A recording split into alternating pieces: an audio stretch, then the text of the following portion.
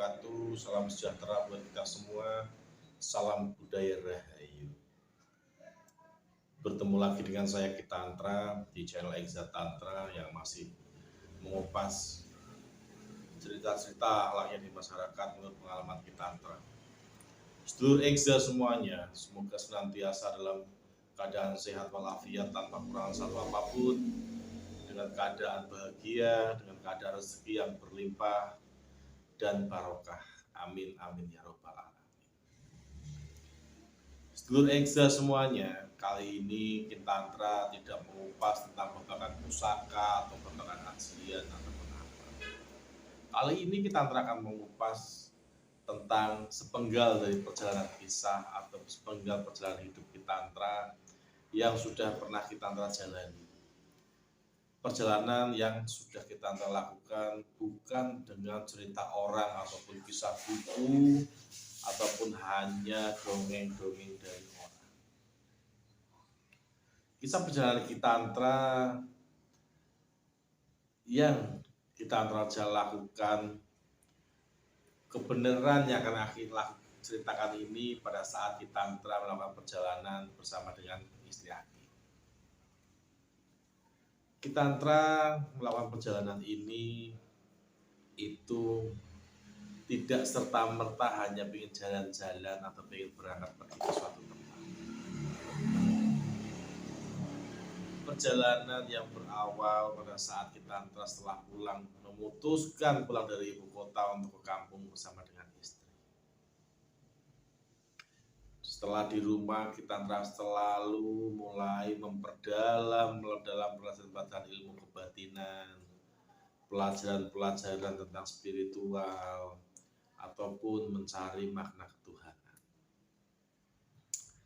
Kitantra pada saat salah satu semedi Kitantra atau melakukan meditasi doa malam pada suatu hari, Kitantra mendapatkan suatu goib atau suatu bisikan, lakukan perjalanan keluar dari rumah selama 40 hari 40 malam. Entah itu siapa yang memberi bisikan atau memberi gambaran, namun hanya ada dalam kilas itu sosok yang mengatakan, keluarlah dari rumah selama 40 hari 40 malam. Lakukanlah perjalanan biar hidupmu lebih matang. Dari kisah itu ataupun dari sosok tadi, Kitantra itu tertarik sekali. Ini ada perintah apa, ada makna apa di balik itu, kok harus keluar rumah 40 hari 40 malam. Ada apa, mau cari apa gitu loh. Padahal Kitantra sendiri itu bila malam meditasi itu jarang sekali mempunyai keinginan yang ini yang itu, enggak. Cuma ya serta-merta hanya berdoa kepada yang punya hidup, semoga diberi kesehatan dan diberi limpahan rezeki. Setelah sosok itu memberikan sedikit gambaran kepada Kitantra, lakukanlah perjalanan selama 40 hari 40 malam keluar dari rumah. Kitantra beranjak bangun dari meditasi kaki, duduk termenung di teras sambil lagi memikirkan apakah itu sosok jin atau sosok bisikan malaikat ataupun perintah dari para sesepuh atau leluhur. Sambil kuhisap rokok, Aki selalu berpikir mempertanyakan apa sih ini, firasat apa sih.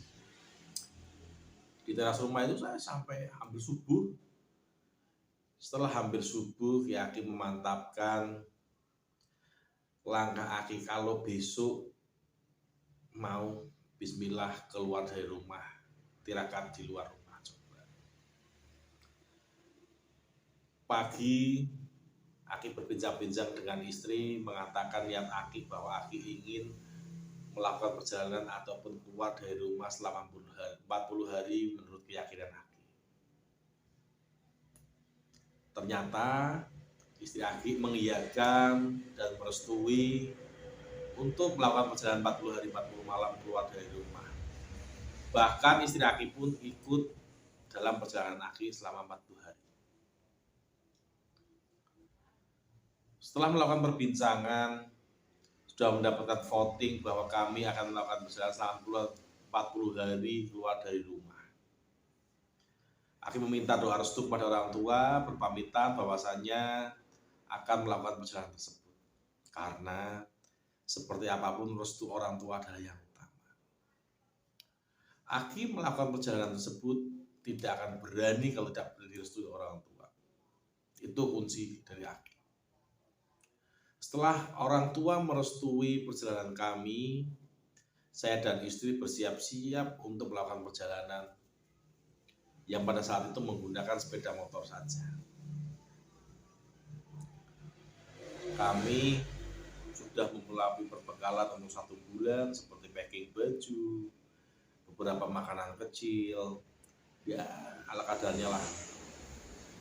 Tapi yang bekal paling mantap ataupun yang paling utama adalah keyakinan bahwa perjalanan ini ada hikmahnya, bahwa perjalanan ini pasti ada tujuannya. Di hari pertama perjalanan Aki mengambil arah ke timur dulu.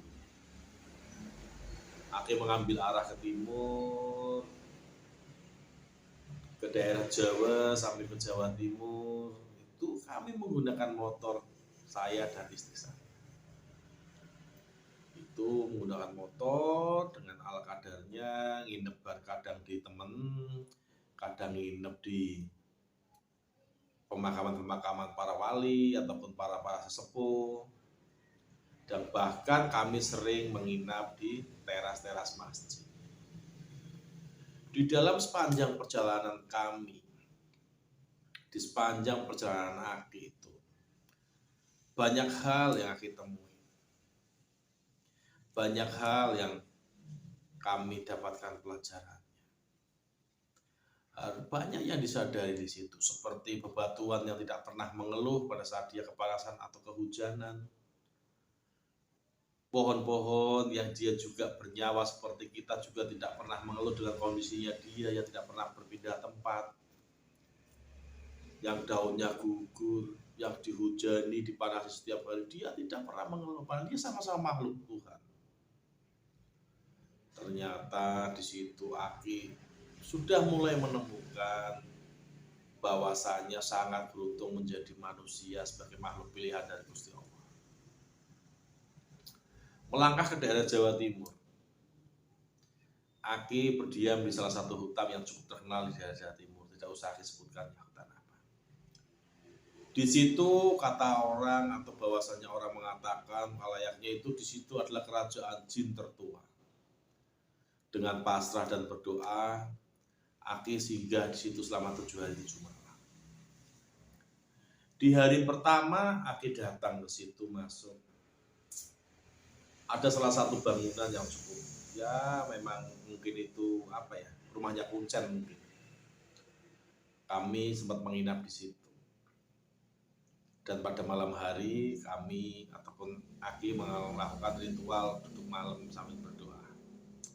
Di hari pertama datang orang gila saat pada Aki duduk di tengah hutan tersebut. Dia memberikan sebuah jambu dan sawu. Berlanjut, hari kedua dia memberikan juga buah-buahan yaitu salak dan sawu. Di hari ketiga dia memberikan air kelapa. Di hari ketiga ini dia memberikan salah satu pelajaran kepada Aki yang cukup berharga. Pelajaran yang bisa diambil hikmahnya oleh Aki. Dia mengatakan nek pak urip ojo urip-uripan, nek urip-uripan ora usah. Yang berarti kalau kamu tidak punya keniatan untuk hidup, jangan hidup. Kalau hidupmu cuma hidup-hidupan, jangan hidup. Kalau mau niat hidup, ya jangan hidup-hidupan. Nah, dari situ dia mengatakan, pergilah ke selatan sebelah barat. Pelajaran yang Aki ambil dari perkataannya adalah bahwasanya hidup itu harus berguna. Hidup itu harus menghidupi, hidup harus dihidupkan. Yaitu hidup yang mempunyai makna atau manfaat baik buat diri sendiri baik keluarga ataupun orang lain. Pesan kata-katanya ya. Urip aja urip-uripan, nek arep urip-uripan ora usah urip. Berarti jangan menyia-nyiakan hidup. Mendengar perkataannya mengatakan pergilah ke daerah barat selatan. Dia sosoknya orang gila. Jadi Aki menganggap ya ngomongnya gak ngawur lah, tapi Aki pikir juga sebelah selatan tapi ke barat. Alhasil di minggu kedua ini Aki melakukan perjalanan ke arah barat dengan istri. Setelah itu Aki ingat karo harus ke arah selatan. Akhirnya ke barat dulu baru ke selatan. Di perjalanan, di tengah perjalanan Aki dan istri mengambil uang di ATM. Istriku mengatakan, "Pak, uang kita tinggal 400.000. Sedangkan perjalanan kita masih 3 minggu." Aki mengatakan kepada istri, uang yang kita punya memang tinggal 400.000.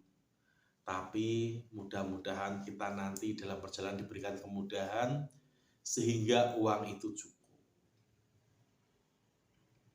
Kami melanjutkan perjalanan ke daerah selatan ke arah pantai. Tapi sudah di sisi barat Jawa Tengah. Sesampainya di daerah tersebut, sebelum ke arah pantai tersebut ada salah satu guru spiritual Aki. Aki singgah di sana selama 2 hari. Aki dan istri singgah di sana dan mengatakan maksud kami kepada guru kami bahwa asalnya ada perintah untuk menuju ke daerah selatan. Aki nginep 2 hari di situ dan sempat ngobrol dengan guru Aki yang dia mengatakan bahwasannya rezeki iku mung gadai Gusti. Akeh yo ono, sithik yo cukup yo kena. Yang berarti apa? Banyak kurang ya bisa, sedikit cukup ya bisa. Yang penting rasa bersyukur, maka kita akan ditambahin nikmatnya. Karena bahwasannya rezeki bukan hanya dari hasil kita kerja. Namun rezeki itu sudah dirancang oleh Gusti Allah dengan sedemikian rupa untuk mencukupi kehidupan manusia itu. Guru Aki mengatakan demikian, bahwasanya rezeki bukan hanya dari kerja.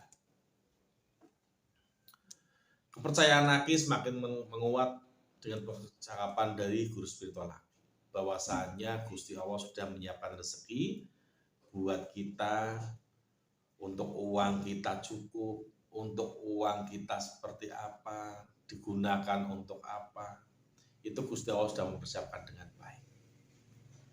2 hari dari situ Aki berpamitan kepada guru spiritual Aki untuk menuju ke tempat yang sudah tadi Aki tuju. Setelah berpamitan selesai, Aki diajak makan, diajak ngopi sambil berbincang, dan kami berpamitan pergi. Aki dan istri Aki, karena 2 hari di rumah, guru spiritual Aki otomatis tidak mengeluarkan biaya pengeluaran. Karena memang guru Aki sangat senang saat Aki datang, karena Aki adalah salah satu murid yang sangat disayanginya. Bahkan suruh nginep ya agak lama, tapi Aki menolak karena memang ada tujuan. Uang kami masih utuh 400.000. Aki ingat benar dan dipegang istriku. Istri Aki megang uang itu 400.000 dengan jumlah 8 lembar, 50.000 semua. Sesampainya di tempat atau di pantai yang kami maksud, itu sudah hampir menjelang asar. Aki dan istri sempatnya menikmati suasana sore di pantai tersebut sebelum Aki duduk malam. Bahwasanya di tempat tersebut sudah minggu kedua kami. Di sana ada tempat orang jualan kacang rebus, itu berbentuk seperti ya lincak-lincak pakai bambu itulah. Mejanya pakai bambu, dudukannya pakai bambu. Namun pada saat itu kami datang karena bukan hari ramai orang, itu pedagangnya tidak ada dan sepi. Sempat Aki dan istri itu sambil menikmati Matahari sore terbenamnya matahari, kami duduk di atas meja tukang kacang tersebut. Menghadap ke laut melihat matahari terbenam. Sempat dalam batin ataupun dalam ucapan Aki mengatakan semoga uang ini cukup. Namun bahwa malah istri Aki yang mengatakan dulu, Pak, semoga uang kita cukup ya sampai kita di rumah. Dengan rasa mantap Aki mengiyakan, amin mas, semoga cukup sampai kita nanti di rumah. Nanti kita lah ngirit lah, makannya akan ngirit. Padahal uang itu tinggal 400.000, padahal baru minggu kedua, masih ada 2 minggu yang harus dilalui. Sesampainya di situ, Aki bersemedi malam dan istri Aki menungguin di salah satu rumah warga. Pada saat semedi malam, tidak ada sosok yang menemui Aki seperti apa, tidak ada. Hanya ada bisikan yang dia mengatakan, pulang saja sampai dengan jatuh hari wetonmu, tidak perlu sampai dengan 40 hari. Dimengerti, dipelajari, dan dimaknai isi dari perjalanan kali ini. Langsung Aki terbangun dari semedi Aki, tersadarkan dari semedi Aki mengingat-ingat bahwa hari weton atau hari kelahiran Aki itu hanya tinggal 1 minggu lagi. Berarti Aki tidak disuruh untuk 40 hari. Cuma sekitar 30 hari.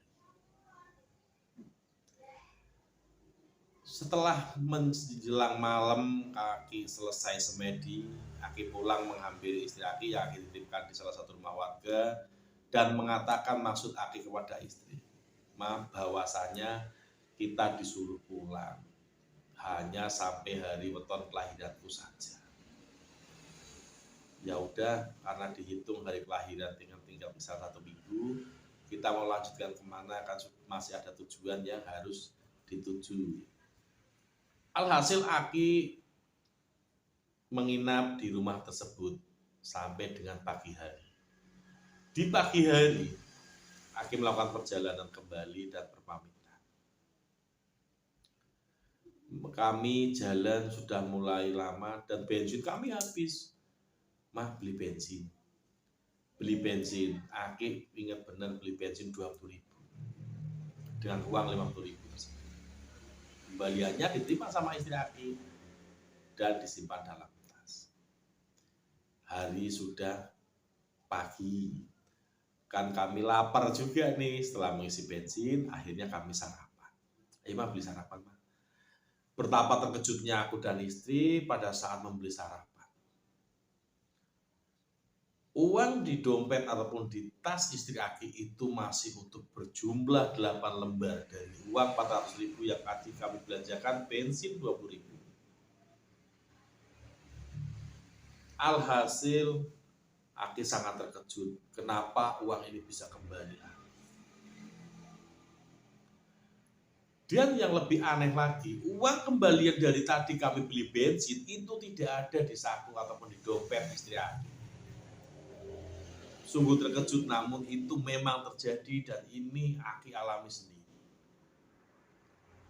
8 uang lembaran 50.000 itu masih tertata rapi kembali hidup. Dalam hati, ya mungkin kita lagi diridhoi atau diberkati sama Gusti Allah. Aki sarapan, membeli sarapan. Setelah selesai makan dengan istri, Aki membayar sarapan Aki.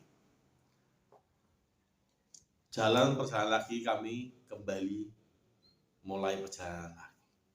Kali ini Aki kembali ke arah barat karena perintahnya memang harus selesai di barat lalu kembali ke Jateng lagi.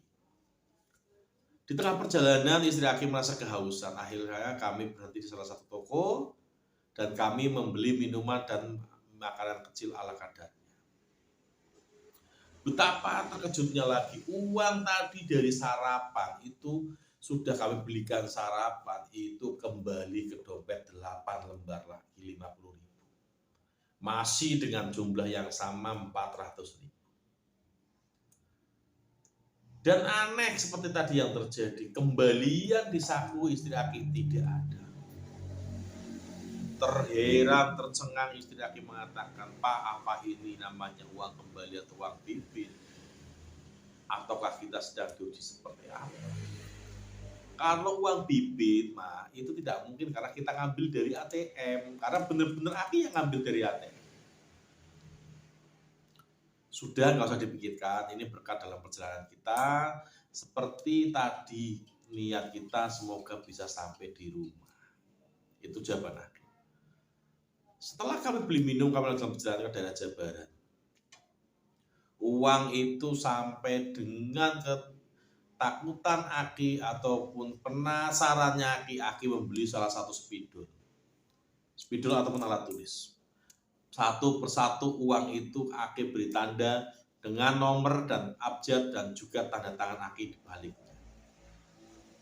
Namun sungguh luar biasa tercengang. Setiap aku beli ataupun kita membeli salah satu barang ataupun bensin ataupun apa dalam perjalanan mungkin kami makan, uang tersebut akan selalu kembali ke dompet istriku. Dan seperti yang kemarin-kemarin, uang kembalian dari beli itu tidak ada. Sudah hampir seminggu kami melakukan perjalanan dan 3 hari lagi harus selesai sampai di rumah. Karena petonan harus ada di rumah.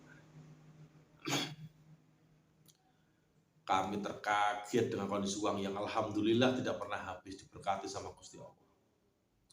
Sesampainya di suatu tempat yang kami maksud, Aki bermeditasi di situ selama 2 hari dan Aki melanjutkan perjalanan untuk pulang. Sambil perjalanan pulang ada hal yang sedikit tidak Aki sadari. Bahwasannya ada sosok yang mengikuti Aki yang sering Aki lihat saat Aki naik motor di tikungan ataupun di tikungan itu Aki selalu melihat sosok perempuan seperti ronggeng. Seperti ronggeng di tepi jalan hanya sekilas saat kami belok Aki sering lihat. Itu sepanjang perjalanan kami sampai kami mau arah pulang. Sesampainya dari Jawa Barat Aki meneruskan pulang ke rumah. Dan anehnya itu sosok ronggeng tersebut itu masih tetap mengikuti walau hanya sekelebat saja. Sesampainya di rumah, Aki dan istri alhamdulillah selamat sampai di rumah. Sudah selesai perjalanannya dan alhamdulillah uang tersebut masih. Sampai di rumah masih 400.000.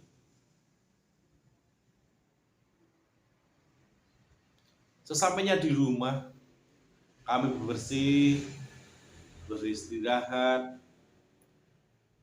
sampai malamnya Aki melakukan meditasi lagi. Di dalam meditasi Aki itu Aki hanya bertemu dengan sosok ronggeng tadi ya, hanya sekelebat saja. Di hari kedua, karena rasa penasaran dan ketakutan dari istri Aki, dia bercerita kepada ibu Aki, "Bu, uang saya kok masih utuh, tidak pernah habis." Nah, ini kepolosan istri Aki. Sungguh luar biasa. Dia menceritakan kalau uangnya masih utuh selama kita perjalanan hampir 30 hari lebih. Di situ ibu merasakan ketakutan. Kok gitu ngeri amat. Coba cerita sama suamimu gimana biar bisa normal kembali. Sesampainya di rumah setelah bulan itu Aki juga dipanggil sama ibu. "Bu Yao, coba ditanyakan kok bisa nggak habis gimana, takutnya ada apa-apa." Aki hanya menjawab, "Ya Bu, mungkin ini diberkahi sama yang punya hidup. Semoga bisa sampai di rumah." Di meditasi hari kedua pada malam hari itu pas petonan Aki ataupun hari kelahiran Aki meditasi sampai malam sampai subuh. Di situ ditemuin sosok ronggeng yang sama dan dia mengatakan, "Saya hanya utusan yang meminjami kamu. Sesuai dengan getaran ataupun hajat dari hati kamu bahwa agar sangumu itu ataupun uangmu itu cukup perjalananmu sampai di rumah." Nah, ini sudah sampai di rumah, Aku diutus kembali untuk mengambil apa yang bukan hak. Dan pelajaran ini benar-benar Aki jalani bersama istri. Benar-benar pengalaman pribadi. Alhasil besok paginya uang itu untuk belanja tidak pernah kembali lagi. Uang itu sudah normal kembali, belanja ya habis gitu. Ternyata Aki hanya dipinjami untuk biaya perjalanan sampai di rumah. Itu Aki sudah pernah merasakan hal itu, bahwasanya kita yakin dengan kepastian ataupun kekuatan dari Gusti Allah akan mencukupi semua makhluknya. Berdasarkan keyakinan, berdasarkan dengan ketulusan hati untuk melakukan perjalanan, alhamdulillah Aki bisa sampai di rumah kembali dengan uang yang masih. Aki juga penasaran dengan uang itu dari mana. Yang jelas uang itu dikirim sama Gusti Allah untuk membiayai perjalanan Aki. Alhamdulillah sangat terima kasih sekali. Banyak pelajaran di situ. Dari ketemu orang gila, uang yang tidak pernah habis, sosok ronggeng yang selalu mengawasi perjalanan Aki sampai di rumah. Ternyata orang yang sedang melakukan perjalanan spiritual itu banyak keajaiban atau makna yang dipetik dari perjalanan tersebut. Intinya itu tetap hanya memuja kepada Gusti Allah, hanya berdoa kepada Gusti Allah agar diungkapkan banyak rahasia dari kehidupan yang belum terungkap takdirnya. Gusti Allah itu maha gaib, maha mengetahui. Dan Aki sudah merasakan sendiri contoh kecil dari kekuatannya Gusti Allah. Gusti Allah bisa memberikan uang yang tidak pernah habis. Tapi alhamdulillah sekarang normal dan uang itu sudah tidak pernah kembali lagi. Bahwasanya kita tetap setia ataupun tetap mengabdi kepada Gusti Allah, tetap jujur berperilaku dan baik kepada sesama. Itu saja kepuasan dari sepenggal perjalanan Aki bersama istri Aki pada saat melakukan perjalanan 40 hari 40 malam di luar rumah dengan keajaiban uang yang tidak pernah habis, dan dimarahin orang gila dengan mengatakan bahwasanya kalau mau hidup yang benar-benar hidup. Kalau kamu tidak punya niatan hidup, mending jangan hidup. Maka gunakanlah hidupmu dengan benar, manfaatkanlah hidupmu dengan benar. Itu saja dari Aki. Untuk seluruh Hexa semuanya, tetap sehat, tetap bahagia. Akhir kata, wassalamualaikum warahmatullahi wabarakatuh. Salam sejahtera buat kita semua. Salam budaya rahayu.